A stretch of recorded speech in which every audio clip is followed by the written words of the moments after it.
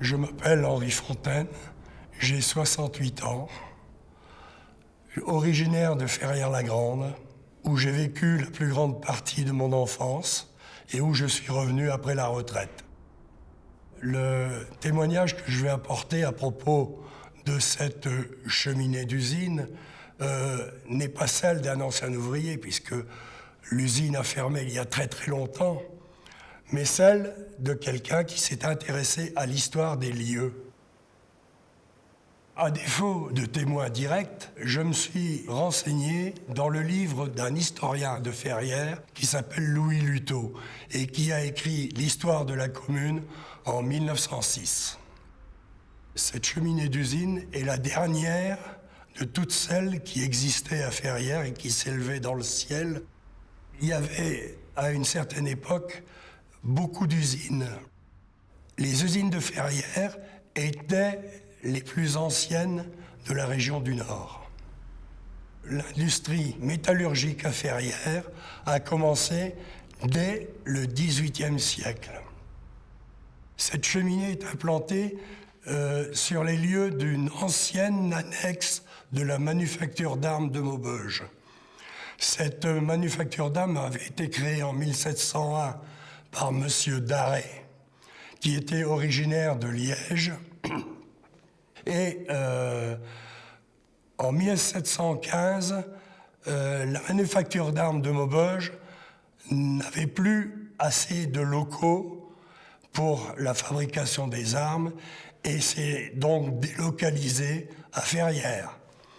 Et elle a implanté une annexe de son établissement le long de la route qui menait de Maubeuge à Philippeville, en Belgique, en bordure de la rivière Sor. La manufacture d'armes fermera définitivement en 1829.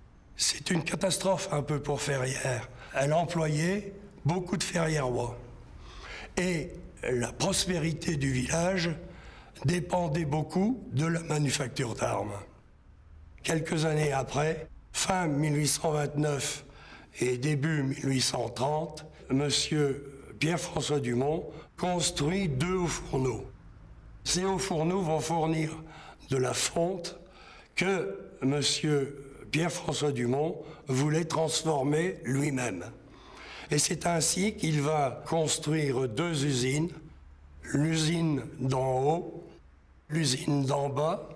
L'usine d'en bas à l'emplacement de l'ancienne manufacture d'armes, ainsi que dans des bâtiments qu'il construit un peu plus loin, le long de la Sor, et qui deviendront par la suite les établissements de Lattre.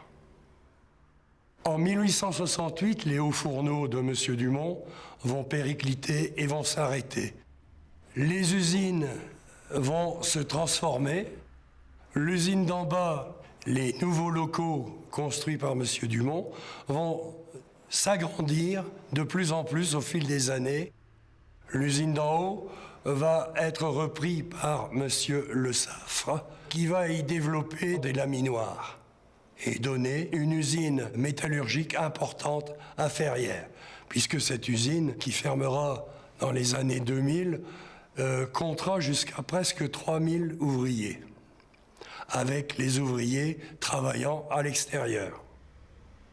Depuis la manufacture d'armes, Ferrières a été une ville métallurgiste, en fait, puisque après la fermeture de la manufacture d'armes, il y a eu les usines de M. Dumont, mais il y a eu également, après, les usines de Lattre, l'usine du Bois-Castillot, qui va apporter à Ferrières une certaine prospérité, puisque on peut considérer que les usines de Ferrières employaient plus d'ouvriers que d'habitants dans la commune.